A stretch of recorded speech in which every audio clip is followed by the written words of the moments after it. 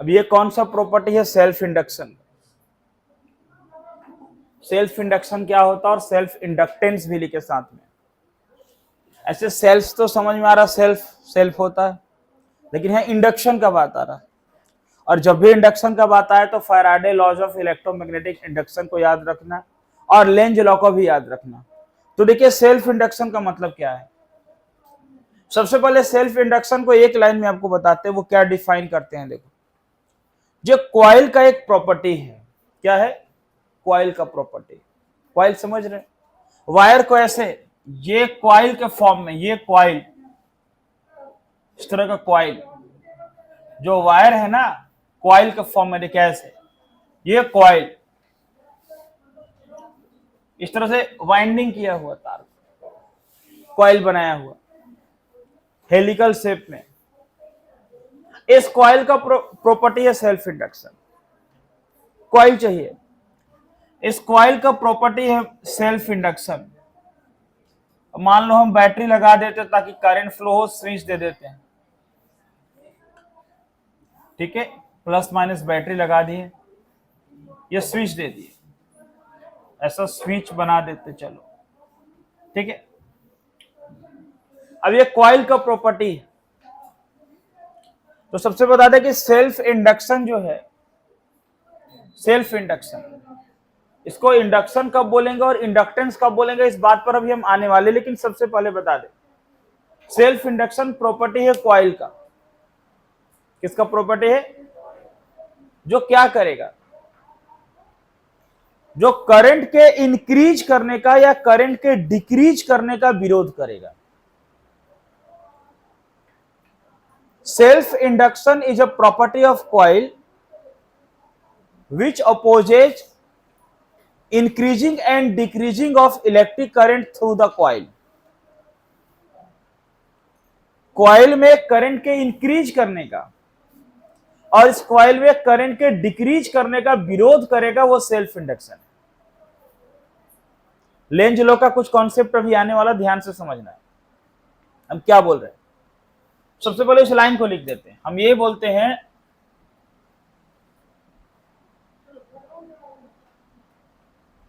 कि self induction is the property of coil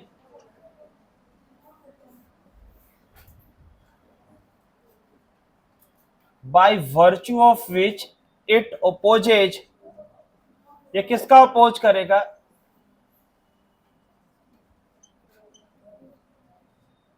the growth and decay. अच्छा, growth मैंने increase, grow करना, increase, growth मतलब increase,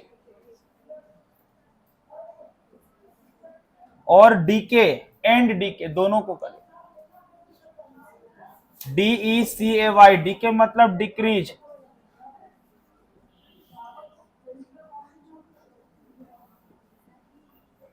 of electric current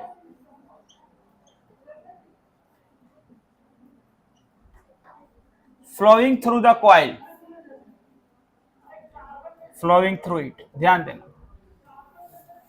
अब इस बात को समझते हैं जरा सा, ये क्या कहानी क्या है, ये क्या कॉन्सेप्ट है सर आप जो बता रहे हैं सेल्फ इंडक्शन, ये क्या है सेल्फ इंडक्शन को जरा समझते हैं अच्छे से। बहुत अच्छे से इसको समझना पड़ेगा, क्योंकि सेल्फ इंडक्शन का आज तो फॉर्मूला मिलने वाला है, फिर हम लोग करेंगे लॉन्ग सोलिनॉइड का सेल्फ इंडक्शन, बड़ा इंपॉर्टेंट टॉपिक है ये, ठीक है।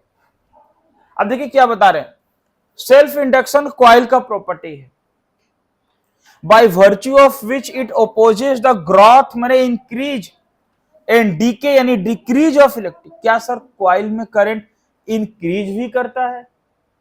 क्या कॉइल में करंट डिक्रीज भी करता है? ये तो आज पहली बार सुन रहे हैं कि कॉइल में करंट इंक्रीज करता होगा। क्या मतलब आप स्विच दे दिए और करंट का फ्लो स्टार्ट हो गया, तो क्या अचानक करंट नहीं चला जाता, पूरे में इंक्रीज करेगा या बाद में डिक्रीज? क्योंकि इंक्रीज का मतलब यही होता है कि धीरे धीरे बढ़ना, डिक्रीज मतलब घटना। तो इसका मतलब यह है कि जो आप जो करंट फ्लो करवा रहे हैं बैटरी लगा के, ये जो इलेक्ट्रिक करंट पास कर रहा, ये एसी में भी काम ये होगा एप्लीकेबल। तो आप जो जा रहे हैं, तो क्या इस कॉइल में मतलब ये जो हम बता रहे हैं ना, ये एसी अल्टरनेटिंग करंट अभी होने वाला चैप्टर है। अल्टरनेटिंग करंट जो हमारे रूम में अल्टरनेटिंग करंट है, अभी लाइन कट गया तो डायरेक्ट है, वो तो ठीक है डीसी। एसी जो रूम में जो करंट है अल्टरनेटिंग करंट, उसमें भी ये एप्लीकेबल है, ये ओनली डीसी के लिए प्रॉपर्टी नहीं है, ये अल्टरनेटिंग करंट में फिर इस कॉइल का प्रॉपर्टी पढ़ेंगे, बहुत अच्छा रोल प्ले करेगा चैप्टर, अगले चैप्टर में ये कॉइल। ठीक है, अरे बात समझ में, दोनों के लिए है। तो क्या बोल रहे हैं, ये कॉइल का प्रॉपर्टी है जो, हाँ तो क्या मतलब सर, जो करंट जाएगा कॉइल में तो इंक्रीज करेगा, मतलब आप अभी लिखते हैं ऐसे, अब यहां लिख दे एरो का साइन देके कि करंट इंक्रीजिंग, मतलब ये तो पहली बार सुन रहे हैं, पहली बार सुन रहे हैं, कोई बात नहीं। बोले इसका मतलब सर आप बोल रहे हैं कि अगर ये कॉइल से अगर हम स्विच ऑफ कर दे, अगर हम स्विच ऑफ कर दे, स्विच ऑफ कर दे, करंट का फ्लो बंद करवा दे इस कॉइल से, तो हम बोलेंगे, हम लिखेंगे करंट डिक्रीजिंग।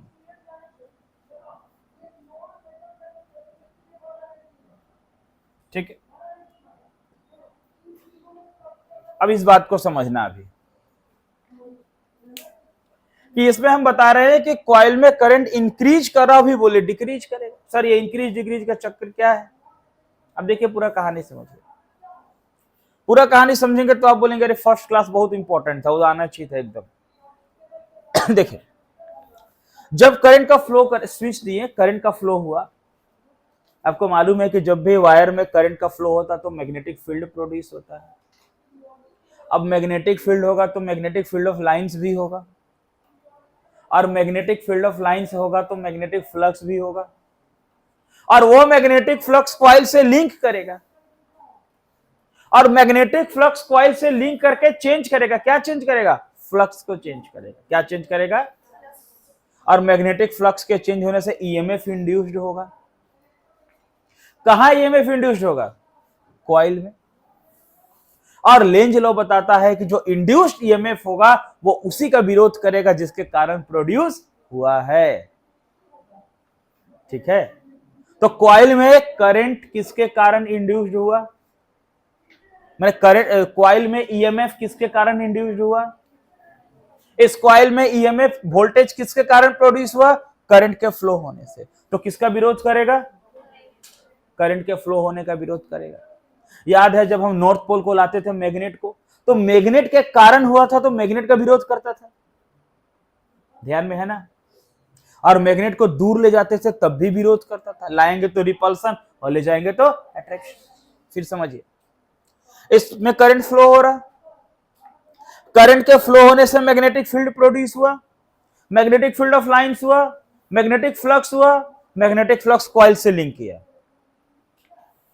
और मैग्नेटिक फ्लक्स कॉइल से लिंक करके फ्लक्स का चेंज किया, और जब मैग्नेटिक फ्लक्स का चेंज होगा तो क्या प्रोड्यूस होगा, ईएमएफ प्रोड्यूस होगा। और जो ईएमएफ इंड्यूस्ड होगा वो इंड्यूस्ड ईएमएफ उसी का विरोध करेगा जिसके कारण प्रोड्यूस हुआ है, मतलब इस इलेक्ट्रिक करंट के कारण इसमें वोल्टेज हुआ है, ईएमएफ माने वोल्टेज, वो ईएमएफ इस इलेक्ट्रिक करंट के फ्लो का विरोध करेगा।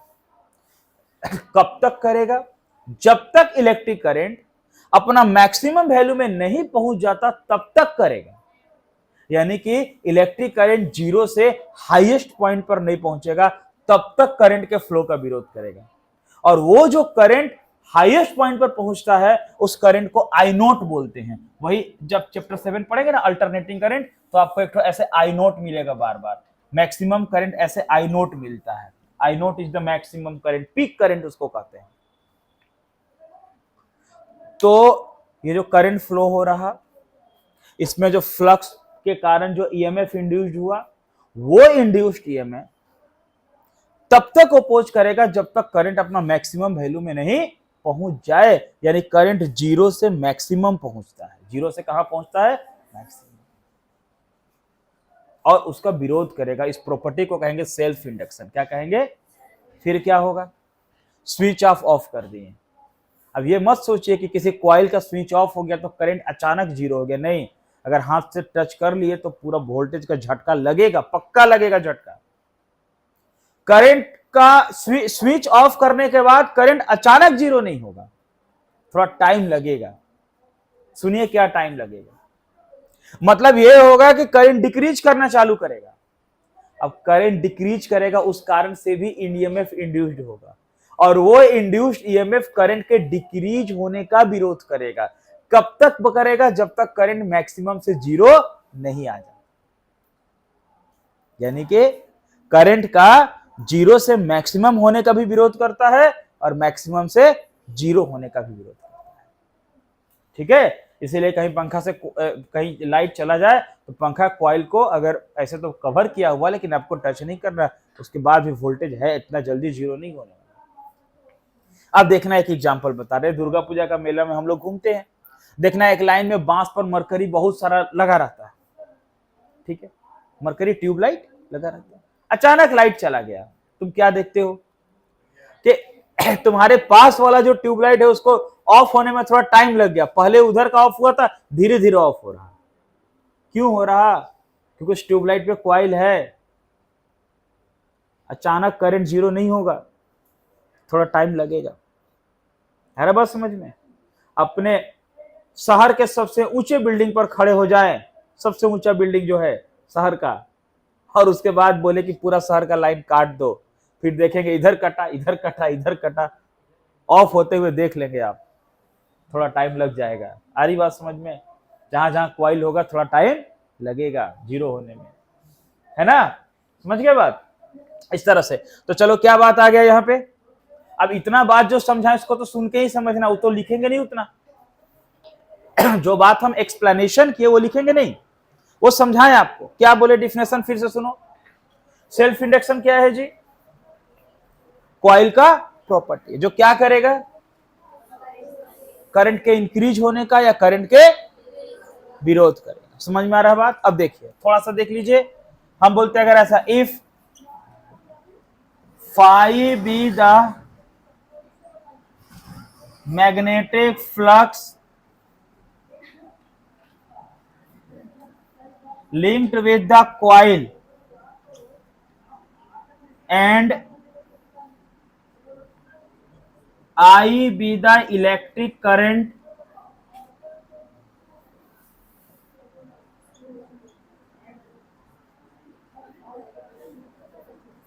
flowing through it, then ध्यान देना, then समझना क्या लिख रहे हैं, यहां पर लिखते हैं फाई प्रोपोर्शनल आई, और जब यहां हम हटाएंगे प्रोपोर्शनल का साइन तो एल आई। ठीक है, where L is a constant, where L is a constant called, देखो क्या बोलते हैं इस कांस्टेंट को, इस constant L is a constant called coefficient of self induction और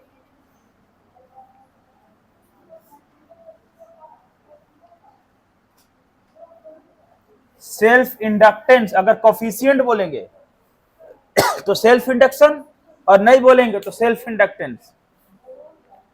फैराडे लॉ के साथ इसको रिलेट करना है, नोट करिए, इसको लिखिए।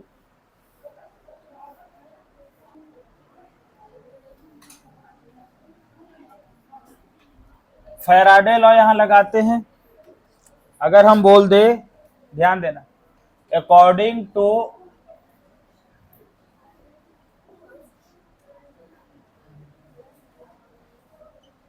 Faraday laws of electromagnetic induction, E is equal to होता minus D phi by D T. अब minus D by D T, phi के बदले एल आई, तो minus L D I by D T. ध्यान रखना इस फॉर्मूले का यूज आगे चैप्टर 7 में भी होगा, अल्टरनेटिंग करंट में भी ये फॉर्मूला यूज आएगा, E is equal to minus L D I by D T, ये डायरेक्ट यूज करेंगे वहां पर हम, ध्यान देना। तो E इज इक्वल टू हो गया minus L D I by D T. देखिए अब बता दे कि ऐसा यूनिट ऑफ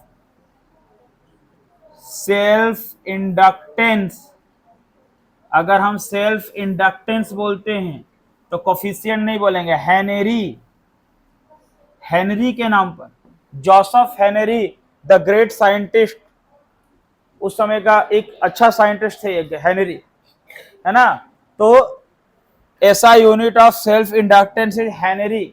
अब कोई बोल दे 1 हेनरी कितने के बराबर होता है, देखिए 1 हेनरी कितने के बराबर होता है। तो ये जो ईएमएफ आया ना, इसका मैग्नीट्यूड ले लेते हैं, A is equal to L D I by D T, L is equal to E by D I by D T. देखो ईएमएफ का यूनिट वोल्ट, इसका एम्पियर और टाइम का सेकेंड, वोल्ट सेकेंड ऊपर चला गया पर एम्पियर, ये 1 हेनरी का मतलब, यानी 1 henry is equal to 1 volt second per ampere, ये 1 हेनरी का, ठीक है, वो मतलब हुआ। अच्छा, अदर यूनिट का भी ऐसे लिखा रहा था, मिली हेनरी 1 mH 10 का पावर -3 हेनरी। अगर दे दे माइक्रो हेनरी 10 का पावर -6 हेनरी, है ना, इस फॉर्म में होता है। इसका 1 हेनरी का ये मतलब हुआ। आप यहां से डायमेंशनल फॉर्मूला भी फाइंड कर लेना, हो जाएगा ना फाइंड। कैसे होगा डायमेंशनल फॉर्मूला,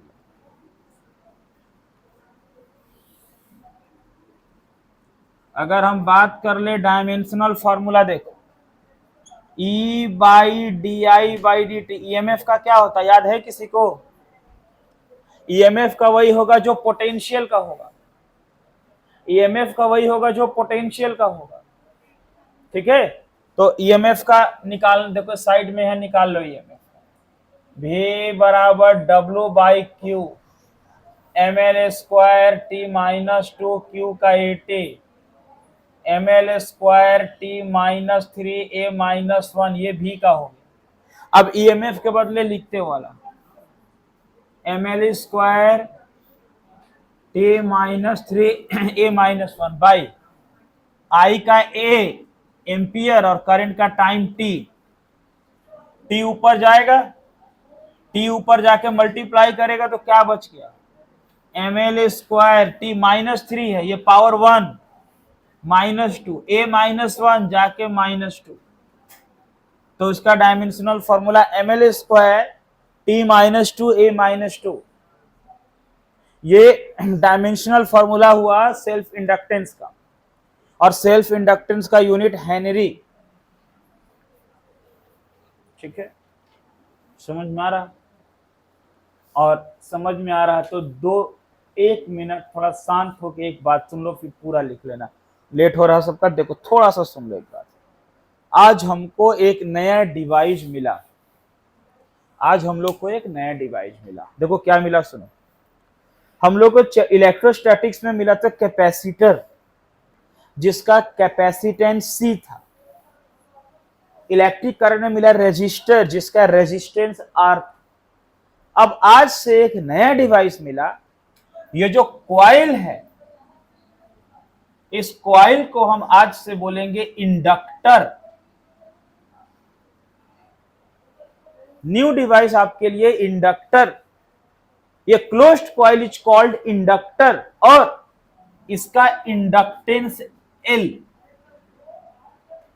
इंडक्टर का इंडक्टेंस।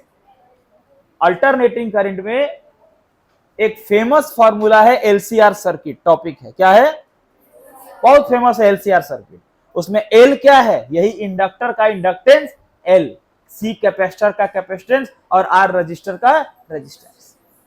बिना इस चैप्टर को किए आप अल्टरनेटिंग करंट नहीं कर सकते। तो एक नया डिवाइस मिला, इस कॉइल को क्या बोलेंगे आज से हम, इंडक्टर, और इंडक्टर का इंडक्टेंस क्या होगा, L, समझ गए। The closed coil is called inductor, लिखिए, नोट कर लीजिए इसको।